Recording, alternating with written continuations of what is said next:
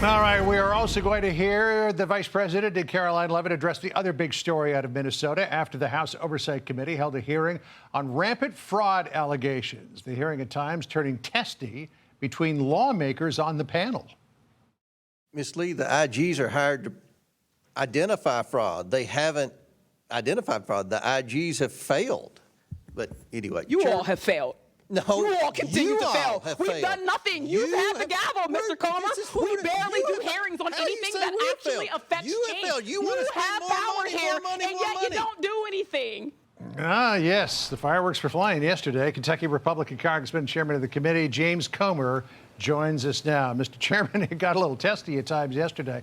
But the big question on everybody's mind is, and this was discussed to some degree at that hearing, when did Democratic lawmakers in Minnesota, including the top dog, Governor Tim Walz, know about this? And did they do anything about it?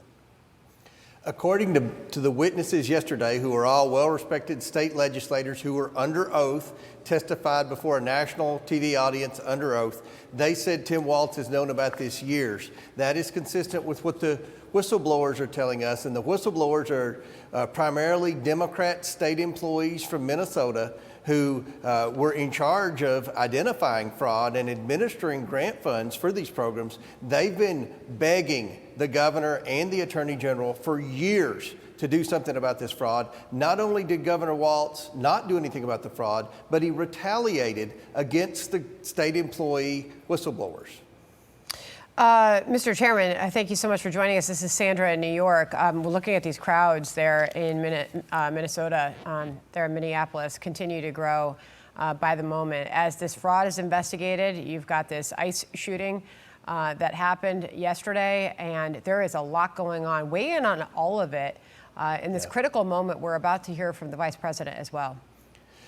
Well, Tim Walz was having a terrible day from our hearing. The witnesses were stating what the rumors had been, that Tim Walz did in fact know about the billions of dollars of fraud that was taking place primarily by the Somali community in Minnesota. Yet not only did he not do anything to prevent the fraud, he attacked anyone, including the state employees, who tried to alert the governor about fraud. So that was taking place, and then you had the ICE shooting. And Tim Walz, like a well-seasoned politician, he tries to take advantage of a terrible situation, and he essentially has declared war on ICE to pivot away the national attention from his reckless administration of taxpayer funds in Minnesota to this new catastrophe in Minnesota. And I think he's encouraging rioters to come, and I think he's got the media focused on that bright, shiny object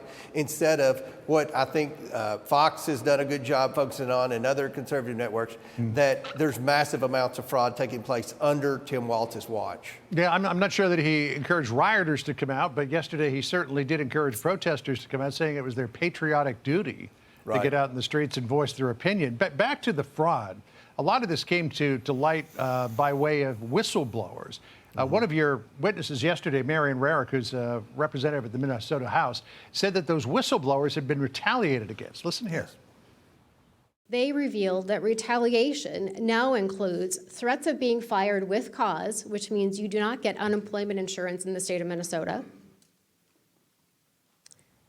being blacklisted from all state agencies, and then there was a veiled threat of the use of military intelligence against them. Yeah, you know, I know at the federal level there are supposed to be whistleblower protections. I believe that those are supposed to extend to the state level, but she seems to think that that is not the case, at least in Minnesota. The question I have for you, Congressman, is this started out as $1 billion in fraud. Now it's at $9 billion in fraud. Do you think that's the end of it, or is this just the tip of the iceberg? I think it's the tip of the iceberg. I think there's fraud in Medicaid. I think there's fraud in every pot of federal money that goes to Minnesota. And remember, 35% of Minnesota's overall state budget comes from federal funds. And the biggest recipient of federal welfare funds by far in Minnesota is this massive Somali population. But not only is this happening in Minnesota, we're starting to get reports from credible state employees who are the best whistleblowers because they're in the government, they see these funds go out. They're reaching out to us in other states now, and it appears that this could be an organized network within parts, not all, but parts of the Somali communities around some of these blue states. Well, from the shooting to the fraud and the shouting and the partisan fury that we're seeing and hearing, Mr. Chairman, what does all of this mean in a midterm election year? Well, the Democrats always try to politicize national catastrophes. That's kind of their go-to model. But look, for the House Oversight Committee, and I think the majority of Republicans in Congress, we're trying to get spending under control. And the easiest way to get spending under control is to eliminate waste, fraud, and abuse of our tax dollars. Minnesota's ground zero for that. We have whistleblowers that have come forward to explain in detail with documents and other factual information the massive amounts of fraud. So the president has done the right thing. He's frozen funds to Minnesota, especially with daycare centers and things like that, until we can get a handle on the spending. And that you showed the clip at the beginning of my interview of a Democrat yelling because Trump had fired the inspector general who was supposed to catch fraud and waste. The IGs have failed. They haven't been catching this. This has been taking place for over a decade. So we've got to have checks and balances in our system to prevent fraud. The ones that are there now aren't working. Well, Mr. Chairman, we look forward to more on this. Do you think that the governor and the attorney general of Minnesota, Keith Ellison, are going to appear before your committee? I understand you're prepared to subpoena them. Yeah, if they don't show up on the date they're supposed to, they will receive a subpoena. We're doing this by the book to make sure that our subpoenas will win in court. I fully expect to see both Tim Walz and Attorney General Keith Ellison in front of the Oversight Committee. And if I were them, I would want an opportunity for due process. This committee hearing yesterday was very damaging.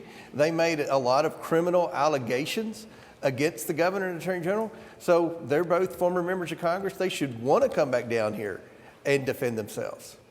All right, Mr. Comer, thank you so much, Mr. Chairman. We appreciate you joining us here on America Reports. Thank you, Thank sir. you for having me. Thank you. Hey everyone, I'm Emily Campagno. Catch me and my co-hosts Harris Faulkner and Kaylee McEnany on Outnumbered every weekday at 12 p.m. Eastern, or set your DVR. Also, don't forget to subscribe to the Fox News YouTube page for daily highlights.